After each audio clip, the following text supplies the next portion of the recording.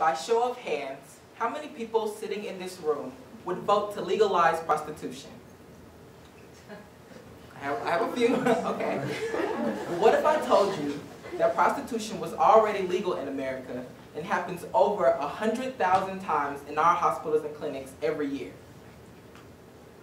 As you might have guessed by now, I'm not referring to sexual services in exchange for monetary gain. I am, however, referring to a much more serious topic known as egg donation. Egg donation is a type of in vitro fertilization that involves inducing ovulation in a woman, surgically removing her egg, and implanting that egg in an infertile woman for the purposes of childbirth. Many religious leaders, including the head of the Catholic Church, condemn egg donation and consider it a form of prostitution because it essentially involves the selling of a female body part. Currently, there are no laws on the federal or the state level that regulate the process of egg donation. That is, there is no limitations on the number of times a woman may go to donate her eggs, and likewise, no limitations on the number of times a couple may go to be a recipient of a donation. So what's so harmful about this, and what should be done about it? Today I'd like to discuss 2 reasons why the federal government should regulate the egg donation process, outline a 2-step plan to solve this problem, and address one of the more common concerns of regulating the process of egg donation. Firstly, women are economically exploited by the egg donation process.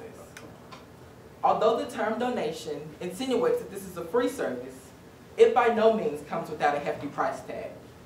In fact, you must look no farther than the classified ads of your local Nashville newspaper to find advertisements such as these.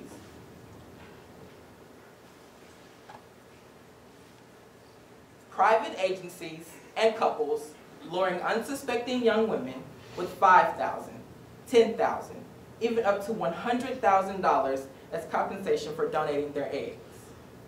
The American Society for Reproductive Medicine states, quote, "A reasonable compensation for an egg donor's time and effort is $3,000, end quote. As I've shown you, these private companies are offering women at least 4 times the amount that is considered reasonable. The higher compensation rates unduly influences a woman's decision and blinds her to the potential risk associated with this risky procedure. According to Federal Way Gynecology, 68% of all women who donated their eggs in 2008 were between the ages of 20 and 25 and had gross incomes of less than $30,000 a year. 1 in 5 of these women discussed not being aware of any physical risk associated with the egg donation procedure. That is because these companies are all guilty of upping the ante and downing the risk, exploiting women's economic situation in order to get them to partake in a very risky procedure. If the federal government regulated these compensation rates, donors might not be so enticed by the big dollar signs and be more prone to realize the medical risk associated with this procedure. Secondly, the medical risk associated with egg donation can outright outweigh the compensation rate itself. Jansen and Tucker concluded that nearly 20% of all egg donors require hospitalization from complications due from the procedure. 20%.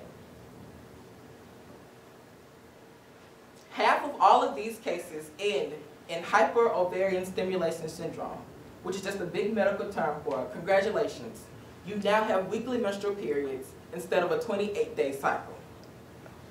Obviously, the pain and discomfort associated with having a weekly menstrual cycle is enough to make women surgically remove their ovaries, thus deeming them infertile. A quote from a 5-time Michigan donor, quote, "I sold my fertility for $5,000. I will never be able to bear a child," end quote. If the federal government regulated the number of times that these women were allowed to donate their eggs, these medical risks are likely to be decreased. Now for my 2-step plan to solve this problem.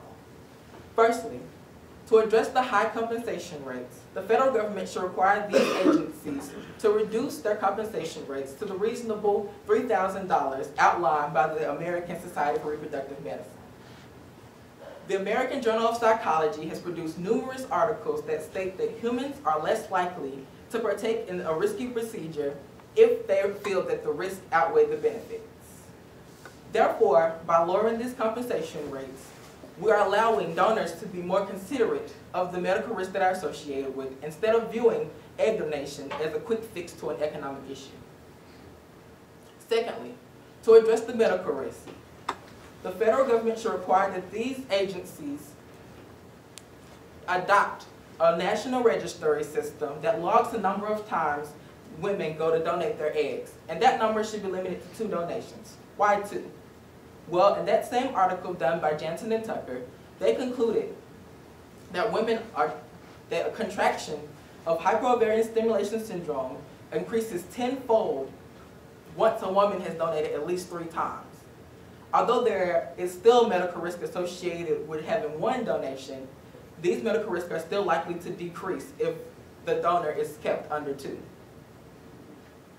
Now to address one of the most common concerns of my plan.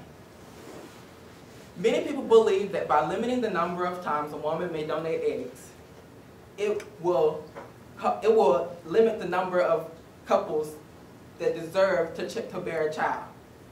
However, as of 2009, the National Registry list is 3 times the amount of the recipient list. And if these women are able to donate at least 2 eggs, there's a possibility for at least 6 eggs per couple. The average American family has 2 children. Therefore, there should still be at least enough eggs for each family who wishes to donate eggs. Now that you've heard my problems associated with egg donation, and have heard my 2-step plan to solve this problem, I hope that you will agree that this is a serious problem in America. The federal government should regulate the process of egg donation by reducing compensation rates and limiting the number of times women may go to donate eggs. Thank you for listening.